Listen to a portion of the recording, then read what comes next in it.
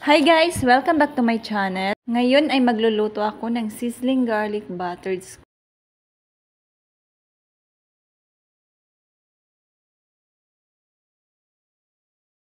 So ayan na siya. Lagyan natin ng asin. Saka natin lalamasin para maalis ang kanyang langsa. Ayan na. Binanlawan na natin siya at in-slice at ready to cook na siya. Ilagay natin ang kalahating butter.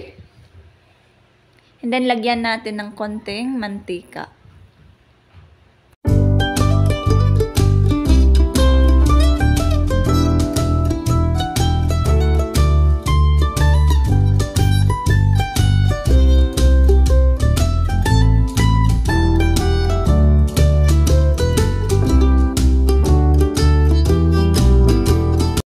Yan, medyo brown na siya. Ilagay na natin ang ating squid.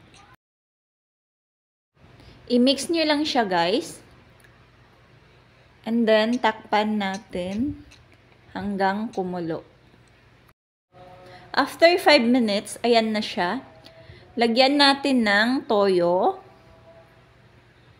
And then, seasonings. Takpan natin ulit. At after 3 minutes, ayan na siya. Ganyan na itsura niya. And then, ilagay na natin yung sili green natin. And then, yung natira na butter. And then, mix nyo lang siya. Lagyan nyo siya ng konting asukal. Depende sa panlasa nyo. And then, yung kalamansi natin.